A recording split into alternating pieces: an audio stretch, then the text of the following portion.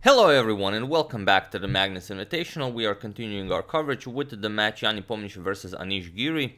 Before we check out what happened here and what happened in the match, I would just like to say that we are continuing with our Friday Arenas on Licha, so the two links will be in the description below if you want to play. Again, two tournaments. First, we're going to have a warm-up tournament for below 1700 players, so the first link will lead you to that tournament, and then for the main event, everyone is of course accepted, will be the link below that. So you can join either both, or if you are rated above 1700, then only the latter one. I don't know when I will be finished uploading the games from today, so it all depends when I will start streaming and showcasing your games, but I will do it definitely. So that being said, do join the tournament. We had a lot of fun last time, hopefully we can do that again. Now getting back to this game. Nepo with the white pieces opens with c4, and this is game 2. Game 1 ended in a draw, and this is quite the game. We have e5 by Giri, knight to c3, so the English opening. We have knight to f6, knight to f3, and the knight to c6, the 4 knights of the English. We have g3 and d5 now, immediately striking in the center. We have captures, and the bishop to g2. So all standard stuff. We have bishop to c5, and here Nepo goes for queen to c2, which is a new move in the position. For example, Dingliren had this against Temur Rajabov in the World Cup, I think 3 times or 2 times where castles was played, but here queen to c2 is a new move by Nepo, saying that, okay, now if the knight moves, obviously there's some pressure on your bishop, so Giri immediately kicks away the queen. We have knight b to d4, goes after the, knight d to b4, goes after the queen, queen to a4, and now again bishop to d7, pushes the queen even further back, so Nepo goes all the way back to d1, and now knight to d4 by Giri, threatening knight to c2, check to pick up the rook on a1, so Nepo castles, and now knight captures on f3. We have bishop captures on f3, and now just knight back to c6. We have d3 by Nepo, and bishop to e3 now, offering, first Giri castles, and then Nepo goes bishop to e3, offering here a trade which would give white some more control of the center and also the semi-open f-file. So Giri not interested in that, he just goes knight to d4 instead, and offers the b7 pawn here. So Nepo grabs it with bishop captures, rook to b8, bishop back to g2, and now rook captures on b2. And now there's some pressure on the e2 pawn, so rook to b1, Nepo wants to trade off that rook on the b file, and queen to b8 by Giri, just protecting the rook. We have bishop captures on d4, relieving some pressure, bishop captures, and now knight to d5, with an excellent outpost for the knight on d5. We have bishop to g4, again Giri goes for that e2 pawn, also the a2 pawn will be pressured later on, and now comes knight to e7 with check. This was the idea, now that the bishop no longer guards the c6 square, king to h8, and now knight to c6, attacking the queen and the bishop. Eliminating one of the attackers, because this is very annoying. You can't play this because the queen hangs, and you can't play f3, obviously, because it's check to the king. So queen to b6, and now knight captures on d4. E captures on d4 now will be hard even in the future to push this pawn. So here bishop to f3 by Nepo. He would very much enjoy this. He would get rid of his weak e2 pawn, and his kingside would be much safer now. He would have some problems with this d3 pawn, but nothing serious. So instead bishop to h3 by Giri, going after the rook here, but now first rook captures on b2, queen captures, and queen to c1, trying to get the rook out of harm's way this way. And here, if you trade, let's say queen captures here, then you just go queen to a1, and you, well, obviously hope to trade and go after the a7 pawn, and the bishop here will make it impossible for the rook to defend. So here you probably have to move the queen, and then just then you move the rook, and then you're gonna pick up the pawn to win back your extra pawn, because as long as this bishop is on f3, this is completely safe. There's nothing black can really do about this. So instead we have rook to b8 by Giri, and now comes queen captures on c7. Nepo gives up the exchange here, and it's one of the more interesting exchange sacrifices I've seen in a while. Here bishop captures, king captures, and now f6, just getting rid of this weakness here, and the queen captures on a7. So here Nepo is up 2 pawns, but Giri is up the exchange. However, with this bishop on f3 guarding the e2 pawn, which guards the d3 pawn, and everything else is nicely guarded, the rook is pretty much helpless against this setup. So queen to b6, offering a queen trade, but now queen f7. We have queen to c5, and now king to g2, just getting the king to a safer square. And now the bishop also covers the a8 square, which is the queening square, so it could be somewhat problematic for Giri. Rook to f8, kicking away the queen, queen d7, and now queen to a3, going after the pawn here. So queen to e6, defending it, and now f5. Preparing f4 to open up the position. We have h4 by Nepo. He wants to play h5, h6, and also open up the king side. So h6, and now queen to c4. We have king to h7. Of course, Nepo not interested in grabbing the pawn and giving up the a2 pawn. The a2 pawn is the real star of this show, even though it's not doing anything for the moment. We have h5 by Nepo, and now rook to f6. Bishop to d5 now. If rook to a6 comes, then the a2 pawn will be protected twice. So queen to c3, offering a queen trade, and queen b5. And here, queen back to c8. So bishop back to f3, and now queen to a6. Again, offering a queen trade and going after the pawn here. So queen b3, defending the pawn, and now queen to a5. And here we have a4. And the pawn started the march forward.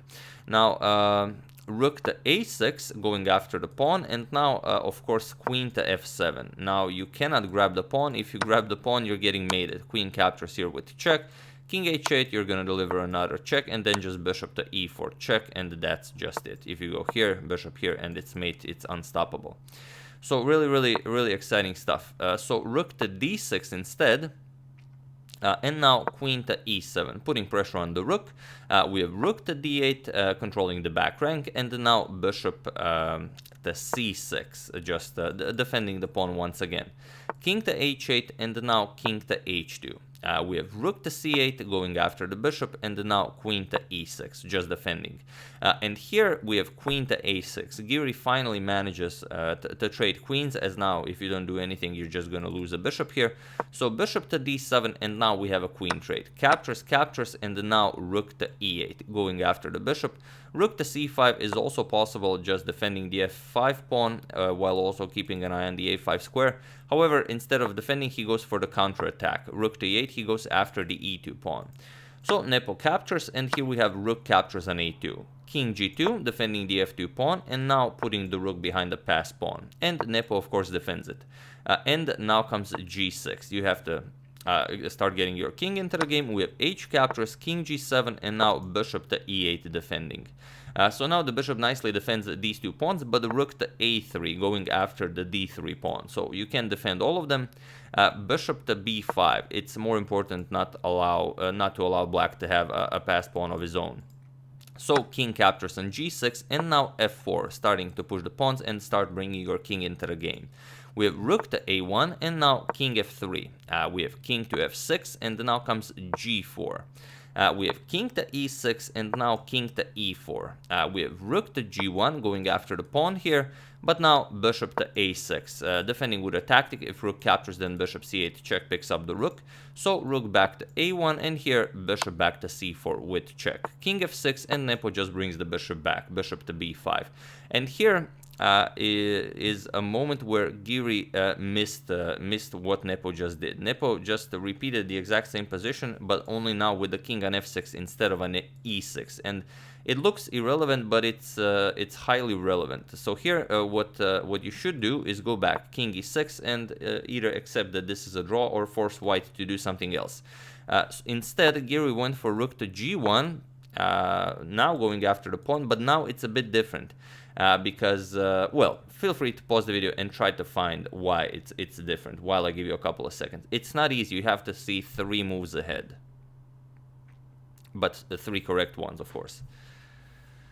For those of you who were able to do it, congratulations, as those were not easy moves to find. And for those of you who just want to enjoy the show, it's actually a5. Now, giving up this pawn, and now the problem is that the king is much further away from the passed pawn than when he was on e6, because if you're on e6, you just go to d6 and you are closer to the pawn.